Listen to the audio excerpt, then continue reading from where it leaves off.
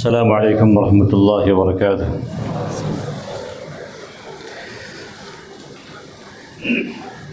الحمد للہ وکفی وسلام علی عبادہ الذین اصطفی، اما بعد فاعوذ باللہ من الشیطان الرجیم، بسم اللہ الرحمن الرحیم۔ سبحان الذی اسری بعبدہ لیلا من المسجد الحرام إلى المسجد الأقصى الذي باركنا حوله لنريه من آياتنا إنه هو السميع البصير، صدق اللہ العظیم۔ واقعہ معراج کا جو عنوان تھا وہ ادھورا رہ گیا تھا۔ بات یہاں پہ ختم ہوئی تھی کہ آقا صلی اللہ علیہ وسلم کو جبرائیل امین نے مسجد حرام سے لے کے چلے اور وہ مقام جس کو یثرب کہا جاتا ہے وہاں پہنچے اور آپ نے 2 رکعت نماز ادا کی۔ میں نے بتایا تھا کہ اللہ کے نبی صلی اللہ علیہ وسلم کو مسجد اقصی سے لے کے مسجد حرام تک 4 مقامات ایسے ہیں جہاں آپ کو روک کر نماز پڑھوائی گئی۔ ان میں سے پہلا مقام کا ذکر ہو چکا تھا۔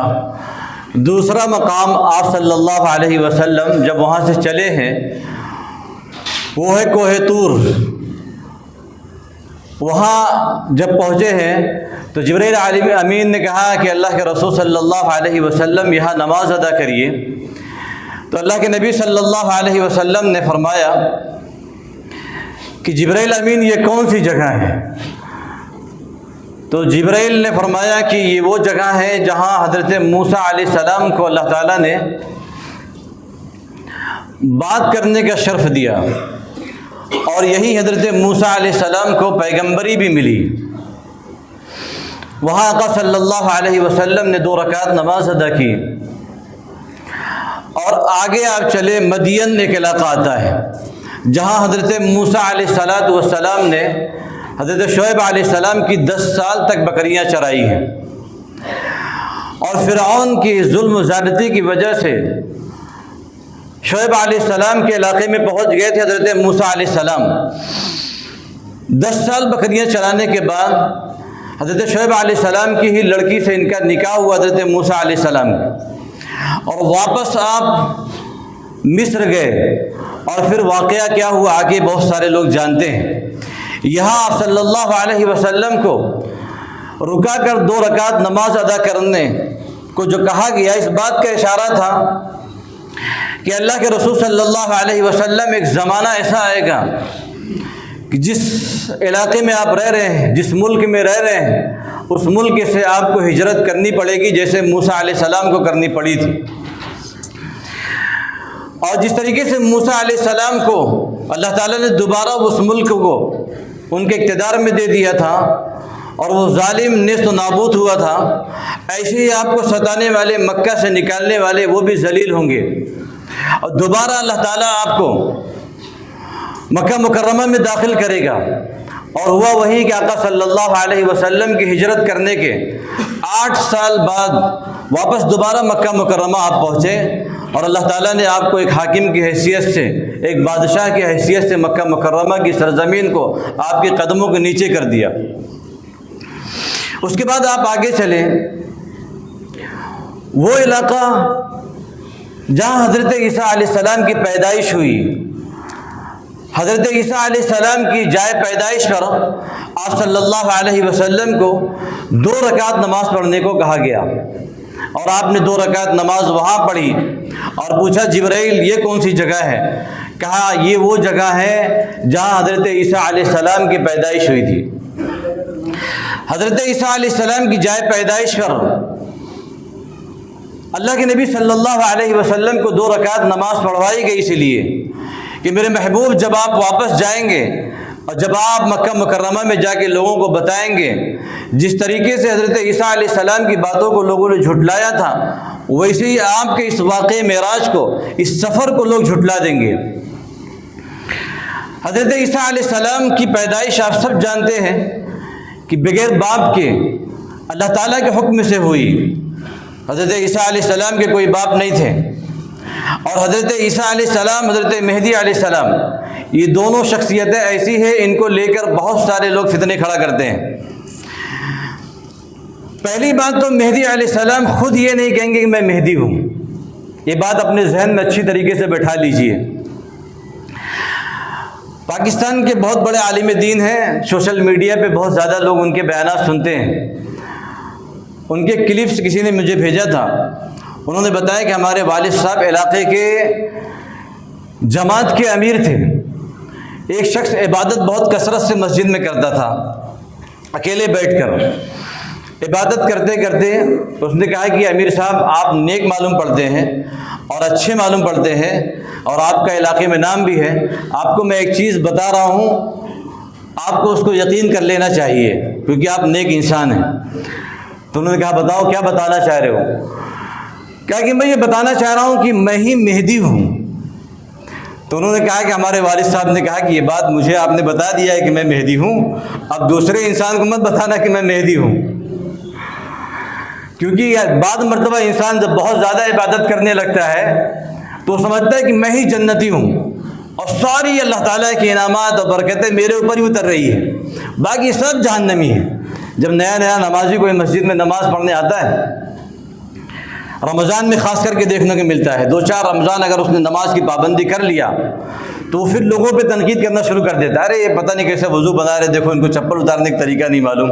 ان کو دیکھو کیسے مسجد میں داخل ہو رہے، یوں ہی داخل ہو جا رہے۔ یہ وہ چیزیں، یہ بیماری ہیں کہ انسان بجائے اپنے اندر جھانکنے کے دوسروں پہ جھانکنے کی کوشش کرتا ہے۔ تو بعض مرتبہ انسان بہت زیادہ جب عبادت کرتا ہے نا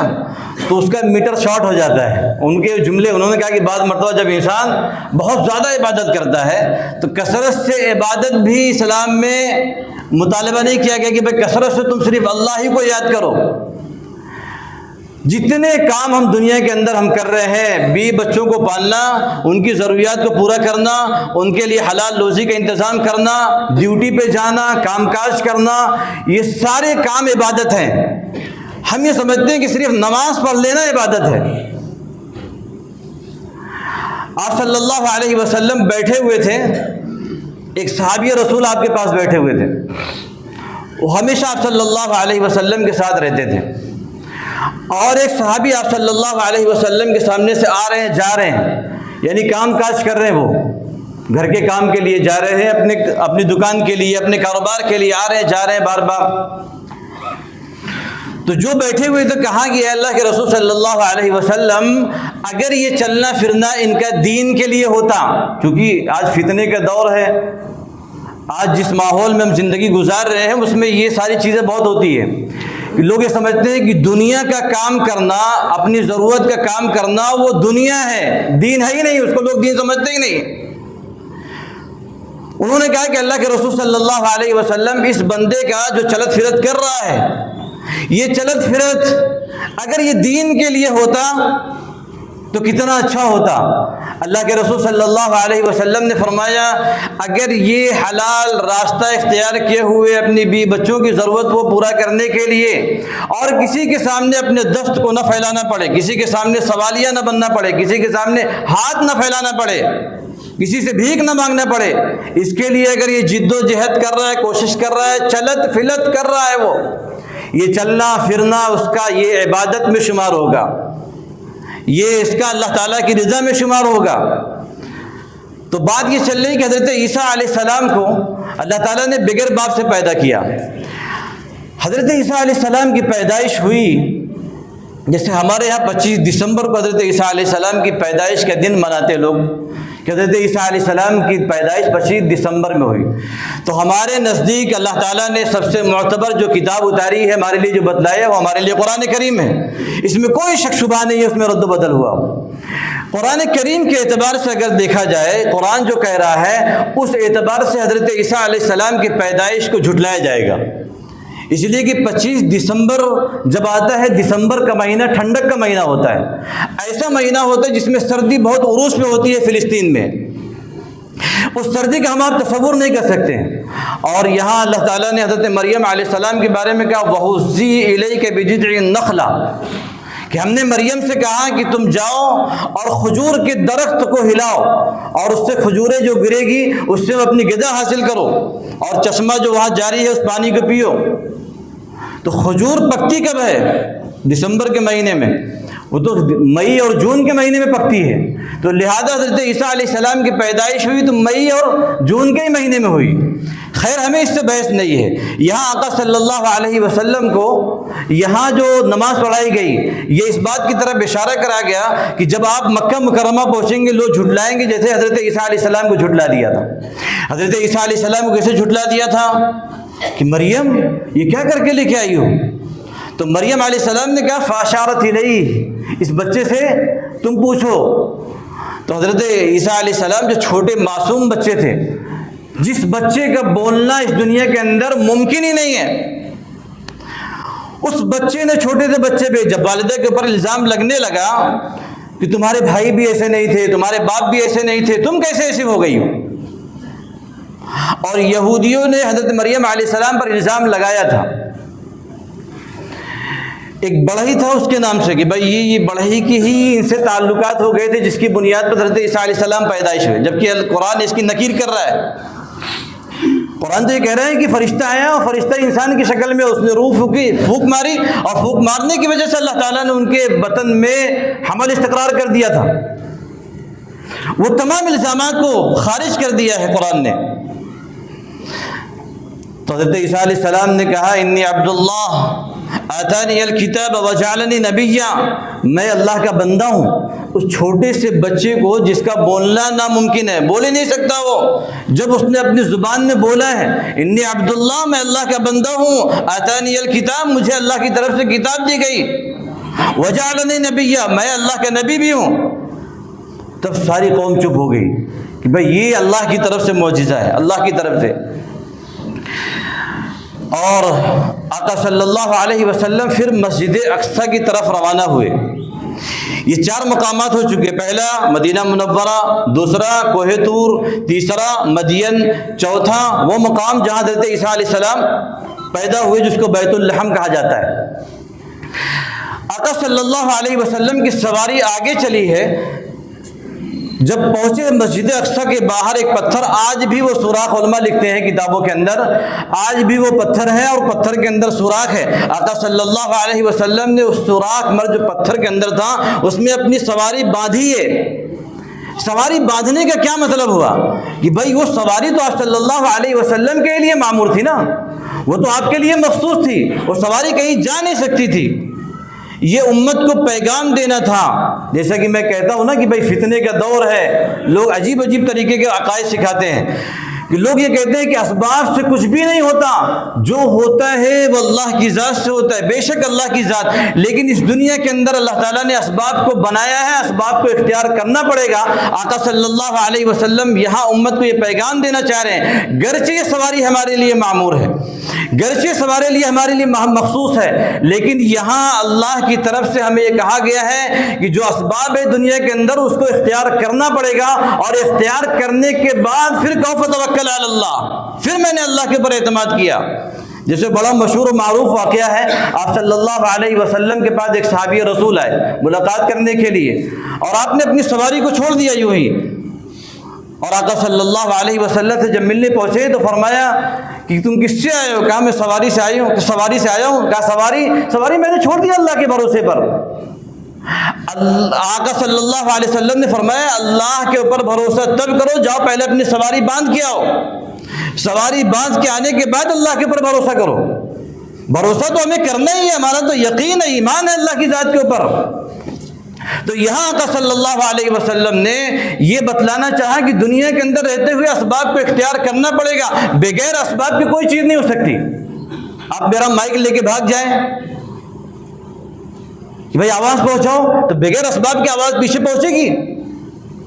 دنیا کے اندر رہتے ہوئے آپ کہہ دو کہ میں نکاح کروں گا، نہیں مجھے بچہ ہو جائے گا، تو ہو جائے گا۔ قرآن تو یہ کہتا ہے کہ بھائی جب بچہ چاہیے تو نکاح کرنی پڑے گی، نکاح کرنے کے بعد یہب لمن یشاء اناثا ویہب لمن یشاء الذکور،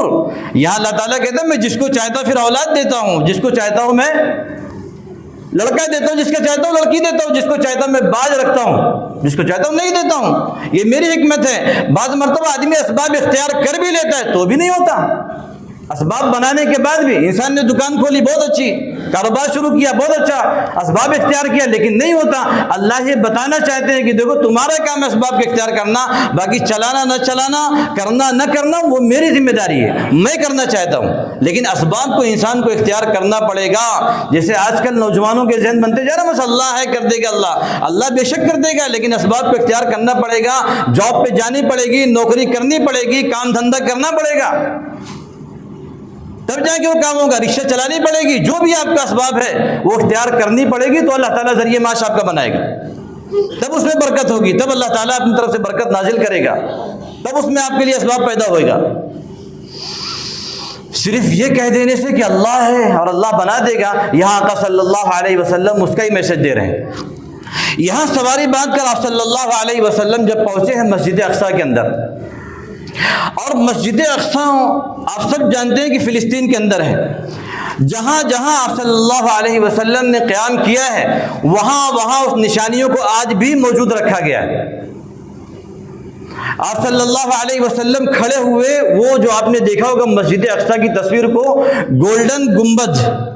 قبۃ الصخرہ کہا جاتا ہے، صخرہ کہتے ہیں چٹان کو،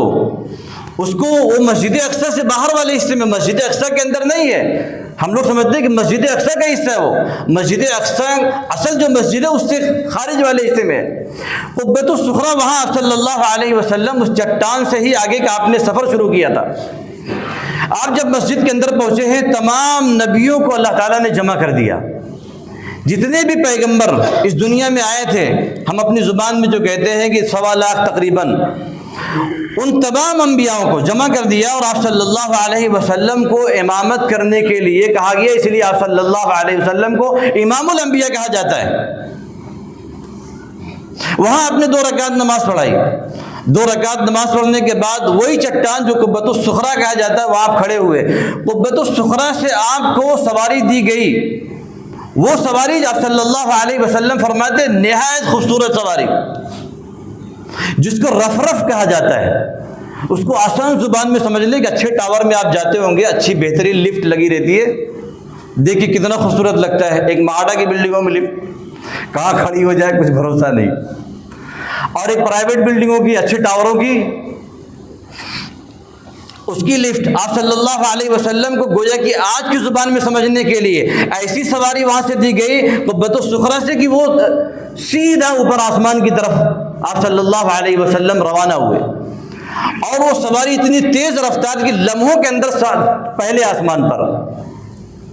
اس کے بعد دوسرے آسمان پر، تیسرے آسمان پہ، چوتھے آسمان پر، ان تمام آسمانوں پر مختلف پیغمبروں سے آپ صلی اللہ علیہ وسلم کی ملاقات کرائی گئی۔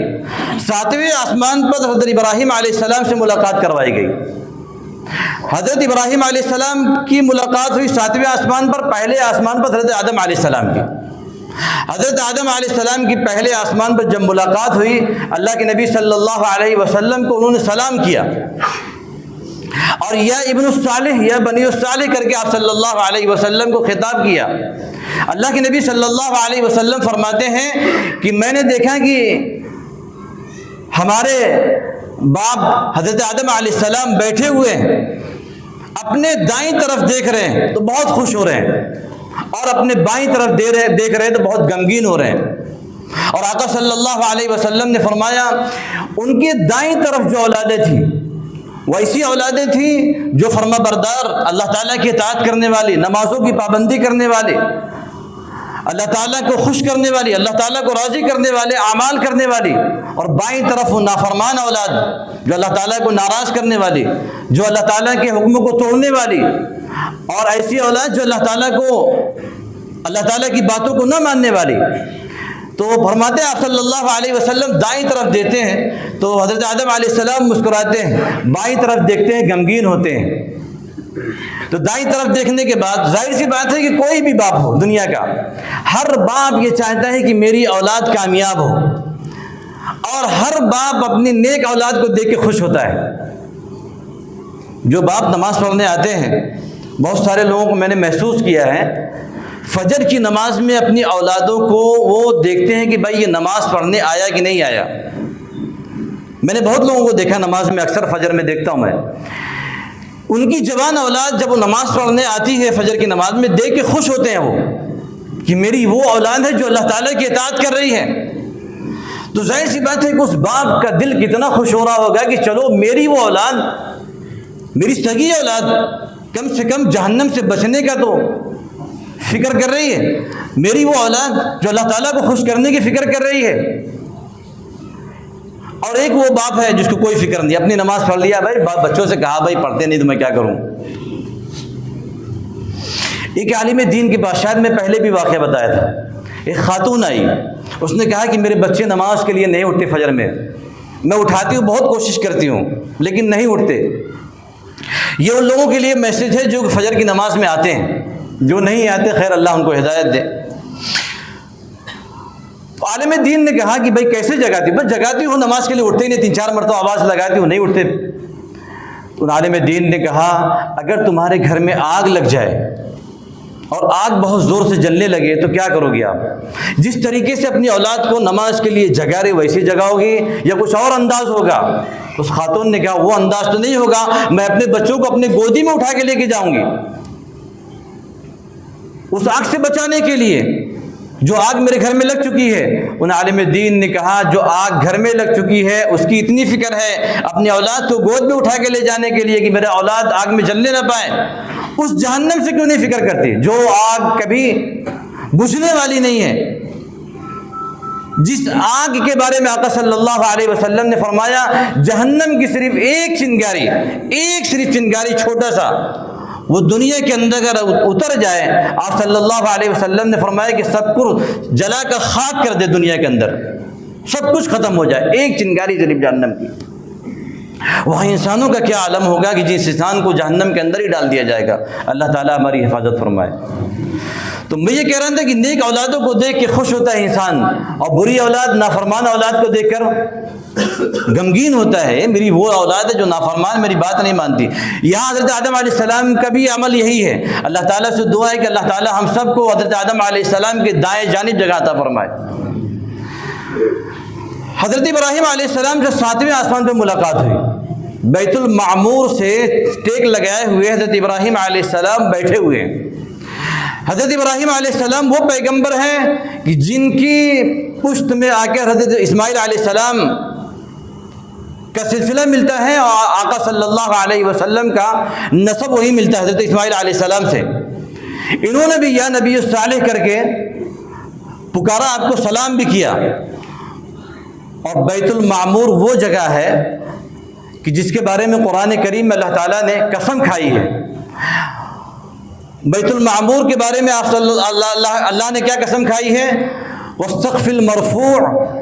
بیت المعمور والسقف المرفوع، یہ آپ صلی اللہ علیہ وسلم کو خطاب کرتے ہوئے قرآن کریم میں بیت المعمور کی قسم کھائی ہے۔ بیت المعمور ہے کہاں؟ بیت المعمور یہ آسمان پر حضرت ابراہیم علیہ السلام ٹیک لگائے بیٹھے ہوئے ہیں، وہ بیت المعمور جو خانہ کعبہ کے مشابہ ہے، اور بیت المعمور وہ ہے جو فرشتوں کے لیے خانہ کعبہ ہے۔ اور فرشتے ایک مرتبہ اگر بیت المعمور میں داخل ہو گئے پھر دوبارہ قیامت تک ان کا نمبر نہیں آتا، اتنی تعداد فرشتوں کی اللہ تعالیٰ نے بنائی ہے۔ ہمارا تو نمبر آ جاتا ہے خانہ کعبہ میں، اور خانہ کعبہ کی سیدھ ایک دم بالکل سیدھا اگر جائیں گے تو بیت المعمور اس کے سیدھے پہ ہے۔ وہاں سے آقا صلی اللہ علیہ وسلم آگے بڑھے، سدرۃ المنتہا ایک مقام ہے، اس مقام پر جبرائیل امین بھی رک گئے کہ آقا صلی اللہ علیہ وسلم اب اگر میں اس کے آگے جاؤں گا تو رب العالمین کی تجلی میرے پر کو جلا ڈالے گی، لہذا اب یہاں سے آپ آگے جائیں۔ آگے گئے، اللہ تعالیٰ کا قرب نصیب ہوا آقا صلی اللہ علیہ وسلم کو، راز و نیاز کی باتیں ہوئی۔ راز و نیاز میں اللہ جانے رسول جانے، لیکن کچھ باتیں ایسی ہیں جو آقا صلی اللہ علیہ وسلم نے بتلایا۔ ان میں سے ایک بات تو یہ ہے کہ آقا صلی اللہ علیہ وسلم نے فرمایا راز و نیاز کی جو باتیں ہوئی میرے اور اللہ کے درمیان، اللہ نے کہا اے میرے محبوب میرے بندوں کو جا کے بتا دو، اپنی امت کو جا کے بتا دو، میں تمام لوگوں کے گناہوں کو معاف کر دوں گا،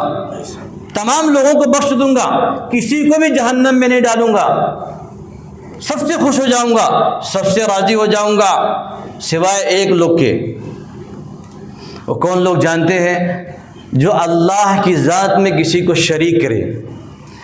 جو اللہ کے علاوہ کسی اور کو طاقتور مانے، جو اللہ کے علاوہ کسی اور کو یہ مانے کہ ان سے بھی فیض پہنچ سکتا ہے، یہی تو شرک ہے۔ اللہ کی طاقت میں، اللہ کی ذات و صفات میں، اللہ کی وحدانیت میں کسی کو شریک نہیں کرنا ہے۔ اس بات کا یقین بیٹھا لینا ہے جو کچھ نفع نقصان مجھے پہنچ رہا ہے یہ میرے رب کی طرف سے فیصلہ ہے۔ قرآن تو کہتا ہے وَإِن يَمْسَسْكَ اللَّهُ بِضُرٍّ فَلَا كَاشِفَ لَهُ إِلَّا هُوَ وَإِن يُرِدْكَ بِخَيْرٍ فَلَا رَادَّ لِفَضْلِهِ، کہ جب اللہ تعالیٰ کی طرف سے کوئی فیصلہ ہو جائے تمہارے لیے بھائی نقصان پہنچنا ہے تو پہنچے گا ہی، جب اللہ کی طرف سے فیصلہ ہو جائے خیر پہنچنا ہے نقصان نہیں پہنچنا ہے تو کوئی نہیں پہنچا سکتا۔ پوری دنیا اکٹھا ہو جائے نہیں پہنچا سکتی، کتنی بھی لوگ سازشیں کر لے،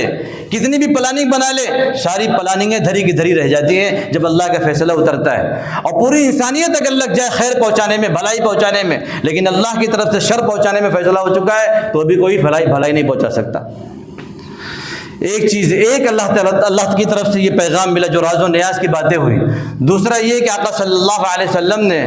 فرمایا کہ جو شخص رات کے آخری حصے میں، رات میں سوتے وقت سورہ بقرہ کی آخری 2 آیت اور قرآن کی آخری 2 سورتیں اس کو اگر اپنا معمول بنا لے، سونے سے پہلے سورہ بقرہ کی آخری 2 آیت اور قرآن کی آخری 2 سورت، اس کا اگر اپنا معمول بنا لے سونے سے پہلے، روزانہ اپنے اوپر دم کر کے سوئے، کوئی بھی جادو سحر، کالا جادو، سفلی علم ہوتا ہے نا آج کل ٹرینوں میں دیکھیں، بابا جمیل سے ملے، کالا جادو ہو، نکاح نہ ہو رہا ہو، لو میرج کا مسئلہ ہو، کاروبار کا مسئلہ ہو، ایسے پوری لسٹ تیار رہتی ہے ایک دم، 5 منٹ میں مسئلہ حل۔ کتنے منٹ میں؟ 5 منٹ میں مسئلہ حل۔ وہ ہمارے ایک دوست سے بیٹھے ہوئے تھے ہمارے ساتھ لاک ڈاؤن میں، تو وہ اخبار میں پڑھ رہے تھے، وہ نیوز وہی لکھا ہوا تھا 5 منٹ میں مسئلہ حل، بابا جمیل کی گارنٹی فل۔ تو اس نے مذاق سوجا ان کو، بولے اس کو فون لگاتے ہم۔ فون لگایا، انہوں نے سلام ولام کیا، بولے بابا جمیل؟ ہاں بابا جمیل، میں فرضی نام لے رہا ہوں، کوئی بابا جمیل ایسا سمجھ نہ لے۔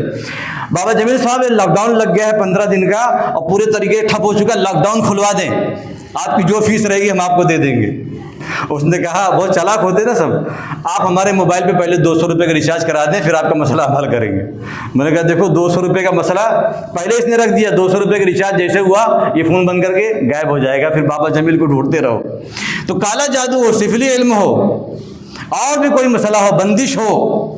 اللہ کی طرف سے جو مسئلہ ہو جاتا ہے کہ بھائی اس کو رزق دینا ہے تو کوئی باندھ سکتا ہے، یہ بندش کے یہ جادو علم والوں نے، یہ جو کالے جادو والوں نے، یہ باباؤں نے فرضی یہ آپ کے دماغ میں گھسا دیا ہے بندش کا۔ بندش نام کی کوئی چیز ہے ہی نہیں شریعت میں۔ بھائی اگر اللہ کی طرف سے کھولنے کا مسئلہ ہو گیا کہ بھائی مجھے اس کو رزق دینا ہے، کوئی مائی کا لال اس کو باندھ سکتا ہے؟ تو یہ سارے مسائل جو آپ کو، چونکہ آپ بندش سے تو مانیں گے نہیں، باباؤں کے چکر میں تو جائیں گے ہی، بندش کا مسئلہ ہو، کالے جادو کا مسئلہ ہو، پڑوسی ستا رہا ہو، رشتہ دار نے آپ کے اوپر کچھ کر دیا ہو، جادو سحر کا مسئلہ ہو، یہ تمام مسائل کا حل آقا صلی اللہ علیہ وسلم معراج سے لے کر آئے کہ بھائی یہ 2 عمل کر دو، سورہ بقرہ کی آخری 2 آیت اور قرآن کی آخری 2 سورت روزانہ اپنے اوپر پڑھ کے دم کرنا ہے۔ اور آپ صلی اللہ علیہ وسلم نے فرمایا کہ راز و نیاز میں سے ایک عمل یہ اللہ کی طرف سے مجھے ملا جو تم سب کو دینا ہے، وہ یہ کہ نماز ہے۔ نماز 5 وقت کی نمازیں ہم کو پڑھنی ہے۔ 5 وقت کی نماز آپ صلی اللہ علیہ وسلم کو ملی تھی، اصل تو ملی تھی 50 وقت کی۔ کتنے وقت کی؟ 50 وقت کی۔ لیکن موسیٰ علیہ السلام سے چھٹے آسمان پہ ملاقات ہوئی، موسیٰ علیہ السلام نے کہا اے اللہ کے نبی صلی اللہ علیہ وسلم، میری امت کو بھی 50 نمازیں ملی تھی لیکن کوئی پڑھتا وڑھتا نہیں تھا، لہذا آپ جائیں اللہ سے کم کرا کے آئے۔ تو آقا صلی اللہ علیہ وسلم 9 مرتبہ گئے۔ کتنی